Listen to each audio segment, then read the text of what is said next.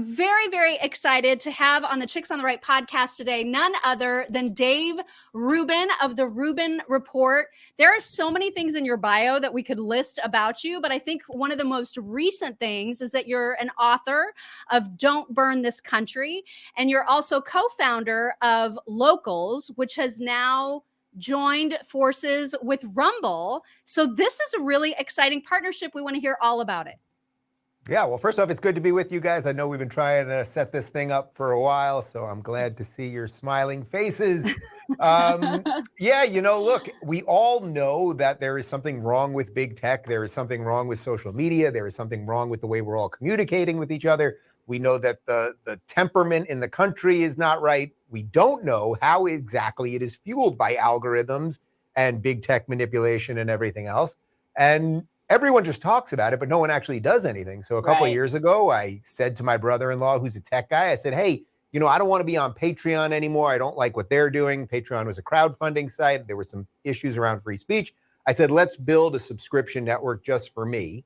Once we did that, we thought, all right, well, that's pretty cool. We did it for me. Maybe that would be useful to some other people. So we started getting some other people on board. And then we thought, well, what else do I need? I would like my own video player, my own audio player. I'd like a community with a slick app so I could text chat with people, directly video chat with people, and a whole bunch of other features. And we started building it. I spent basically 3 years of my life.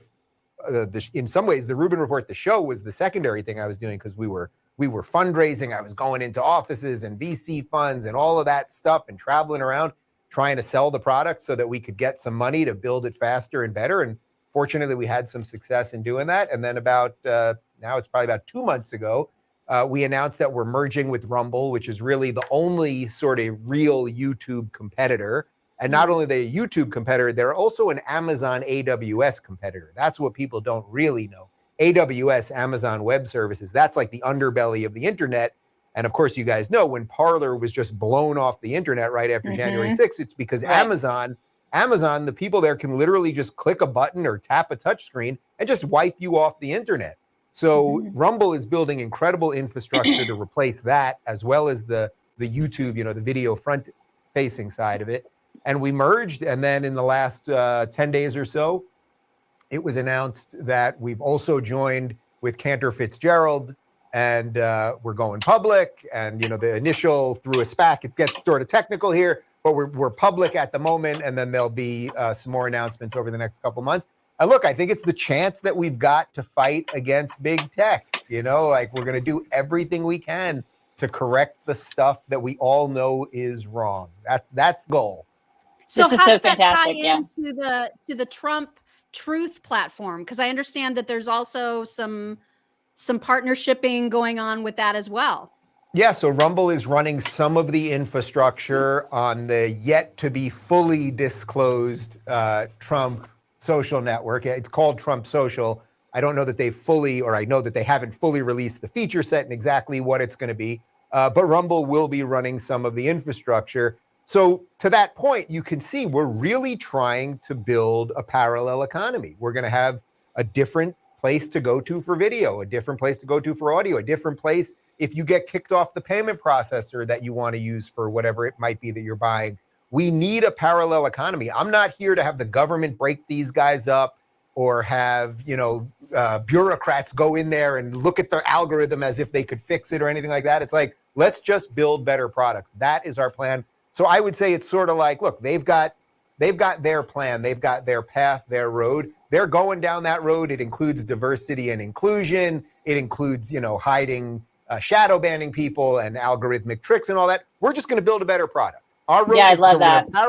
We're going to parallel roads, but we're going to build our road with the right stuff, right? With the right concrete, the right cement, not with all the nonsense. And I think that will attract people. So I always think competition is better than just having the government come in and fix things, which we know really only makes things worse.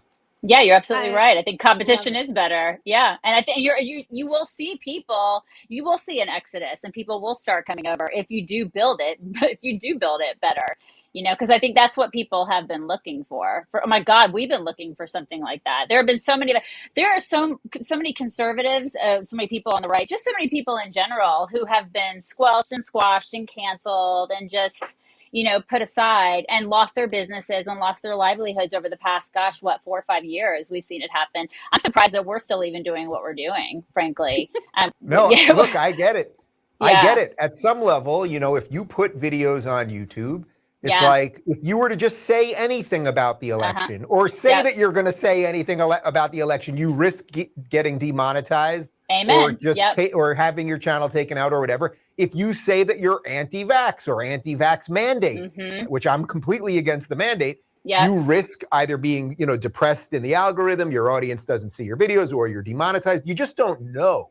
Yeah. So to me, it's like, well, we let's figured build out one systems way that are that more you could transparent. avoid that is if you use Pig Latin. Pig Latin. So yeah. we've talked about Totally. the Yeah. action allay being Olin stay, and so Yeah. far that's worked for us. Yeah, but then you think to yourself, you're like, why am I freaking doing this? Because it's like this. What are we living in, communist China? This is so stupid. Yeah, but you're right though. I mean, this is what we have to do to work around the fact that there is no alternative. So what you're doing is fantastic. I mean, bravo to you that you've done this. I've got nothing better to do than save the world. So how will you manage then? Inevitably, there will be the trolls, right, that are like hell bent on taking you down. And if they have to do that en masse by, I don't know, accusing you of inciting an insurrection, or if they do it in any number of ways by saying your platform is causing terrorism, they'll try all the things. Right. So how will you counteract that? Yeah, it's a great question without a great answer. Now, first off, I can tell you that, Dan Bongino is also heavily involved in Rumble, and he and I, as the sort of public-facing people on this, we're going to do our best to communicate our policies as clearly and honestly as possible. And also Chris, who is the CEO of Rumble, and Asaf, who's the CEO of Locals, we're all going to try to be out there as much, being honest about what our policies are, what our strengths are, what our weaknesses are, how we want to deal with some of this stuff. I mean, the funny thing about when you talk about, okay, the trolls coming on, or they're going to say you instigated an insurrection or all the nonsense, it's like we know now that there was far more coordination on January 6th that was happening on Facebook, rather than Parler. But Parler was the new guy on the street. They had 23 million subscribers, and basically it was just a mafia move. What does the mafia do? If you watch The Sopranos, it's like, what does the mafia do when a New York guy is trying to get some business in Jersey or vice versa? You take him out. They saw a new guy in the game, and they just said, oh, this is the perfect way we can take him out. Because if Amazon or if the powers that be really were going after who coordinated whatever level of violence there was or wasn't on January 6th, you would take out Facebook. So that this had nothing to do with that. So really the best way to answer your question is we'll be honest and transparent about our policies. That's not going to stop the trolls. That's not going to stop, the hit pieces and Daily Beast and HuffPo and the rest of it from doing what they do. I mean, it's a cottage industry of nonsense. They're going to do all that. But look, we have our own infrastructure. There is not going to be a button that Amazon will be able to press to take us out. That is the purpose of why we as Locals merged with Rumble. And, that's why we're working on our own payment processors and much more. We want an alternate ecosystem. And by the way, if you come on Rumble and you make a terrorist threat, or you post a snuff film, or some other illegal activity, you have a much bigger problem than Rumble. The government is going to come after you. What YouTube and Facebook and the rest of them have done that was not honest was they said, hey, we're here for everybody. But then it became very clear that really wasn't the case. So we are saying, hey, we're here for political discourse. You're allowed to say mean things. I'm sure there will be people on Rumble that have anti-Dave Rubin videos, and guess what? That's okay. You can't steal my copyrighted material. I still believe in laws, but if you want to just say bad things about Dave Rubin, you can all day. Okay. All right. See, and transparency is something that you'll do different too, because the rules. That's the goal. That's right. That's the goal, because think about it. You see Zuckerberg on these hearings, or, you'll see, Jack from Twitter, or I guess he just left Twitter, but you see these guys in hearings mostly, or in very comfortable interviews, and they're so not transparent. If you had a problem, almost everyone's on Gmail. It's like, if you had a problem with Gmail, who are you going to call? Yeah. You can call the Ghostbusters. That would be the best chance that you get to get anybody. There's nobody to call. There's nobody at these companies. When I got booted from Twitter, suspended from Twitter at the end of July, because I said that federal vaccine mandates were coming. Now, obviously it was pretty obvious to me at the time, and I'm fairly certain that's been proven correct. And but it's like, but I was kicked off. There's nobody I'm verified. I have 1 million followers, whatever it is, but there's nobody you could call and say, hey, you guys wronged me. So we want to be as transparent as possible. And by the way, it'll be a work in progress. I'm not sitting here telling you we have every single thing solved in the most, completely holistic way. Yeah.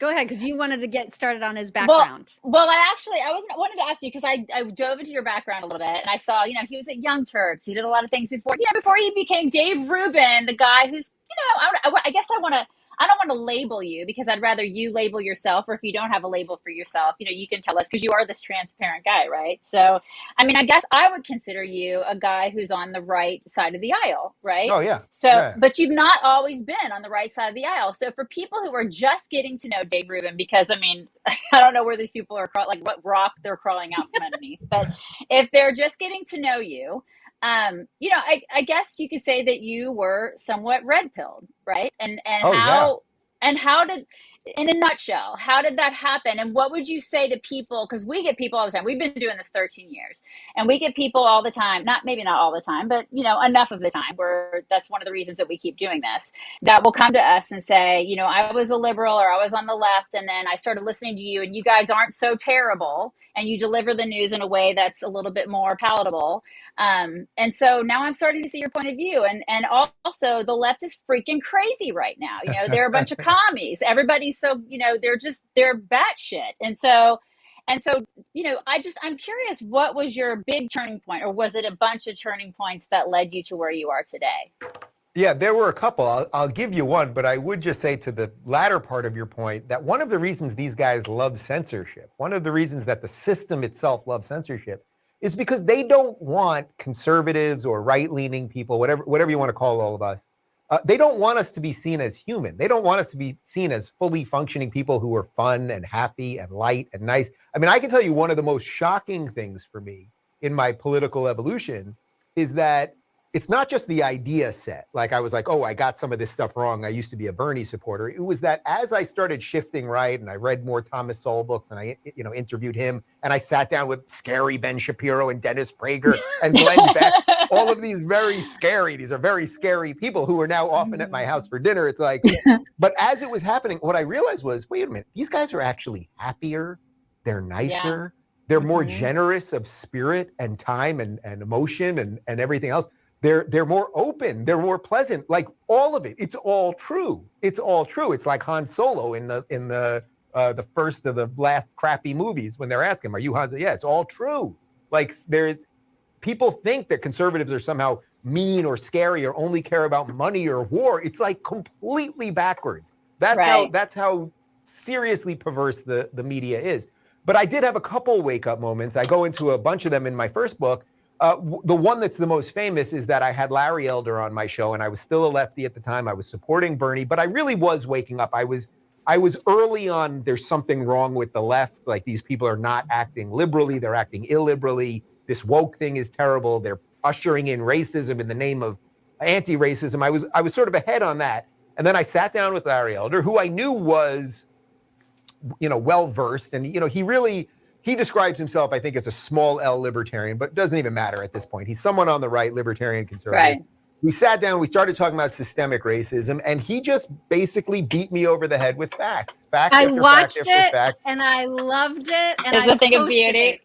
Years ago.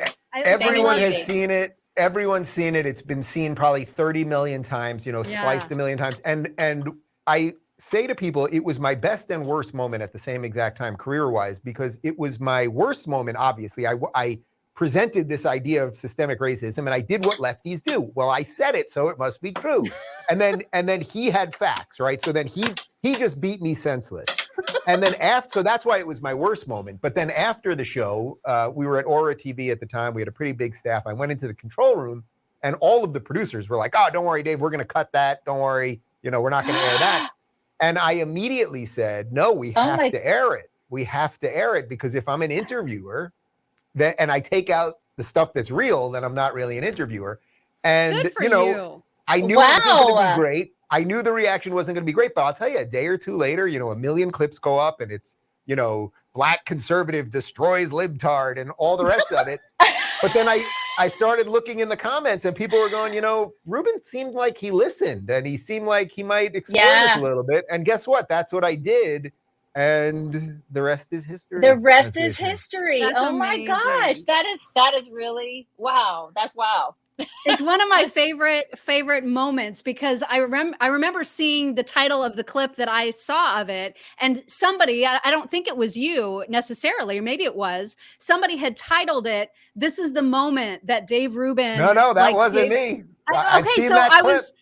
and so when I saw that, I always wondered if that was true. So it's interesting to hear you kind of confirm that yes, that was one of those aha moments for you. Yeah. That was the big one amazing. because, everyone has the moments in their lives. The thing is, what I always tell people especially college kids, it's like, your friends are always yelling at you about all this leftist nonsense. And if you don't bow to them and agree with them at the exact same time, all you need, so they always ask me, I'm sure you guys get this too.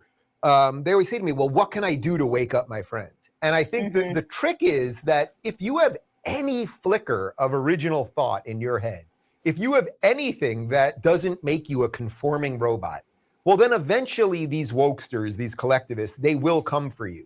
So it's like, if you can tell that to a college kid, and when he's getting, or he or she's getting assaulted by the mob, to turn to their friend and be like, do you have any opinion that's different than all of these people? Yeah. You might get them to think, boy, either I do, in which case, now you're in trouble because the mob's going to turn on you. Or if you don't, you might, as a young person, you might go, maybe I should have varying opinions and shouldn't only hang out with people that are only like me. So there are ways to break people up. And I think that one, that's why in the end, I'm glad that it happened, because it did help me wake up. And then it woke up a lot of other people. And to some young people, that's really attractive. I mean, we see that with some. There are just a select few where they're like, you know what, I don't want to be a sheep. You know what I mean? I'm not digging this. Yeah. Which leads me to, I know you're on a short time frame here, but I'm just curious, how were you raised in a conservative household? Were you raised in a pretty liberal household? I'm just curious as a mom, I'm curious about that. Yeah, it's interesting. And I never really thought about it till I was writing my first book. I was born in Brooklyn in 1976 when it was old Brooklyn, or at least some, maybe not old Brooklyn, like lower, like immigrant Brooklyn, but it was like still rough Brooklyn. And I grew up in Long Island in the suburbs. I spent most of my adult life in New York City, and now I live in crazy LA. You can judge me accordingly. But my family growing up were liberals in the good sense of liberalism. They were JFK liberals. I describe this in the book. In every family holiday, whatever it was, religious holiday, Thanksgiving, it didn't matter. Everybody was arguing about everything, arguing about abortion, arguing about taxes, arguing about foreign policy, and then dessert would be served and everyone would start laughing again. That was every holiday that we ever had in my family. Now, we had some aunts and uncles that were a little more conservative. Some voted Republican, some voted Democrat, but it was like we could all do this and be a family and it was all good. So that was the true spirit of liberalism, right? That idea is a liberal idea. Unfortunately, as you know, that has nothing to do with modern leftism. So, but also that version of liberalism doesn't really exist anymore. The JFK liberals don't exist. Daniel Patrick Moynihan, who was a great senator from New York, or Ed Koch was the mayor of New York City. These people don't really exist. Yeah. When people talk, so if you think about a liberal in 2021, okay, there's Bill Maher, who basically is still a liberal, I would say, but at the end of the day, he tells people to vote for Democrats who are completely illiberal. So it's like, you're right. It's like, dude, get to the end of the road. You're a libertarian who wants to smoke weed and bang hookers probably and go enjoy yourself. You're absolutely right. But stop telling people to vote for Adam Schiff. Like, that's the point. So liberalism, what I say now is, look, there is a very wide tent on the right? There are chicks on the right. There are dudes on the right. There is a wide tent. There's a very MAGA part of that. There's a more libertarian part of that. There's a more traditionally religious, conservative part of that. And for me, I say, as sort of a disaffected liberal, I just don't want the government involved in that much. I'm sort of on I'm in that wide tent, and I'm going to always be pushing on the civil liberties stuff and to make sure that whatever the right becomes doesn't become too authoritarian, because we always have to watch out for that too. And as long as we can agree, as long as we can agree to disagree on a couple things, which, by the way, conservatives have shown themselves to do that. Conservatives basically don't care about gay marriage anymore, at least at a public side. They may have their own personal religious things. Rudy Giuliani, who was a huge Trump supporter, who everyone would say is a conservative, he's pro-choice. I mean, there is an ability to agree to disagree, and that's what we have to foster there. That's why this has been so fun for me over the last couple of years, is being part of a group of people that are okay with that. I mean, I'm sure you guys went to Trump rallies. It was the greatest freaking thing ever. Yeah. I mean, so where are you on the whole? Because I know you didn't vote for Trump the first time, right? It was just the second. I voted for Gary Johnson, and you know. So where are you? Like, how are you feeling about 2024? Would you be a Trump guy, or would you be a DeSantis guy, or something else entirely? Well, I hope it doesn't come down to that, because I think that if we really want to fix this thing, we need both of those guys in the game at some level. And the worst thing that I think could possibly happen is that somehow we all start viewing this as Trump or DeSantis and get Trump so like, oh, I'm not going to be beaten by this guy that I have to get in. What I've been saying to people for a while is, to me, the best situation would be that DeSantis runs. I think the Republican Party and the conservative movement can pretty much get behind this guy. I think a lot of the other candidates will just sort of step away. It could be kind of clean and pleasant, and everyone will be like, this is our guy. And then Trump could say, hey, I'll be the bodyguard on the outside. I'll deal with the hate. I know all the evil, horrible stuff they're going to do to you, Ron, and I will take the bullets on that. Imagine if Trump could do that. We really could fix this country pretty quickly. Yes, I don't know amazing. that he can, but that would be my hope. God, that is exactly right. Yeah. And we get many people who say they get mad at us because we're not, supportive of Trump enough when we say that we would like for DeSantis to be the guy. Yeah. So there is some division there. Well, by the way, I would qualify that by saying, although I think that would be the best way forward, it's still, and I met DeSantis a couple of weeks ago. I was at a fundraiser dinner with him. I sat at the table next to him. He's a super nice guy, clear, clean, honest. You could just tell he's a decent guy and knows his stuff, like really knows his stuff. But what I would be a little worried about is Trump was willing to do all of the horrible crap that you have to do as someone that's not woke or left or a Democrat. And even if he acted as the bodyguard, DeSantis, I don't know that he would be willing to do all of that stuff. So there is a risk there too. I think it's a risk worth taking, but I do think it's a risk. That's interesting. My God. Yeah. Mock really loves DeSantis because I'm a little bit in love with him. No, he's fantastic. She's like, look at the pedigree on that guy. Like, look at the pedigree on that guy. Yeah. Oh my God. Have you seen the military pictures? It's like, it's crazy. It's crazy. I mean, just a little bit in love. Yeah. I mean, no, I'm right with you on that though. So I think it'd be nice to have like a fresh new candidate and all that kind of stuff. Just like we used to talk about a jungle boy, just coming out of the jungle, just somebody that nobody knows, just sort of like appearing as the Republican candidate. It would be really great. I don't think that person exists. I just don't think that person. No, and by the way, look, Florida is flourishing at such a high level right now that it would be a shame. It would be a shame for Florida. Like in some ways, you could make an argument that DeSantis should just be like, no, I'm going to stay here, solidify this. There's so much goodness going on here. Oh my God. Yeah, it's like the Democrats are so wounded. Biden is so terrible. I don't think he's going to make it the 4 years anyway. Kamala's awful. It's like there's so much opportunity here. So. There's other good Republicans too, for sure. But I think that's probably like the main idea we should be looking at. I just hope we make it. I just hope we make it for the next 3 years, Dave. It's so bad that I just, and I mean, you say that I don't know if Biden's going to make it. I mean, he's doing so poorly. Kamala's a disaster. I see Pete coming in. I'm like, just get us through the next 3 years. That's all I hope and pray for, because it's been such a colossal disaster on the part of the Democrats that. Well, look, you gotta be enthused by the fact that this guy who got 81 million votes, that's what they always tell us, his approval rating is horrible, right? So it's apparently a lot of people really approved of him, and now very few people approve of him. So it shows you, and the Virginia thing, by the way, where he won by 11 percentage points. He beat Trump by 11 percentage points. Then Youngkin beat McAuliffe by 3 or something. But that's huge. Like within a year, look at the absolute shift. So I think that's a good sign right there.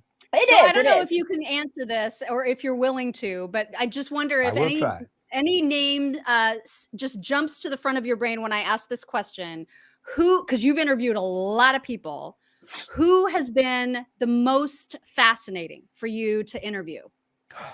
You know, probably the first time that I interviewed Jordan Peterson, which was in November of 2016. I had actually just moved into my new house, so it was before we had my proper studio. We didn't even have Wi-Fi in my house, so we were stealing Wi-Fi from the neighbor. So I had a very bad Skype connection with him. And it was also when no one really knew who he was. It had just started bubbling up online, like, talk to this Jordan Peterson guy. He talks about Pinocchio a lot. And I'm doing this video with him, and it's blurry and it's going in and out. And I can't quite hear him at times. And I swear we finished that interview, and I turned to my producer and I said, that guy was either the most fascinating person I've ever spoke to or a complete nut job.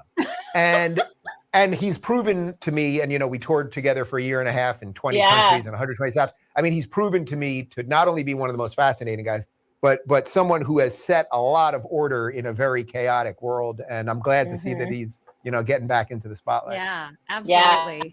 Just brilliant. I've been asked to ask you from one of a mutual fan of ours and yours that we're not allowed to let you leave until we ask about Clyde.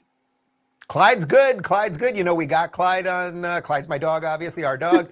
We got Clyde the day that lockdown started because I saw a story in the midst of all that craziness. They were going to put down all these dogs at the shelters. And our other dog, Emma, had just passed away. She lived a great life after 16 years. She was a rescue from Hurricane Katrina. She lived an amazing life. But I was going to be on a book tour. We wanted, you know, after a dog passes away, you usually want a little bit of time. But I saw this story about them putting all the dogs down. I ran to the shelter, and they had already signed the thing that he was going to be put down in an hour. Oh my God. I grabbed him. He had no name. I said, Clyde, you're coming with us. That's it. I love that. Yeah. We're such dog people, so we love. Oh, yeah, good. Yeah, Absolutely. I've got one sitting right next to me. My guys are giving me the signal here, so I got time for one more though.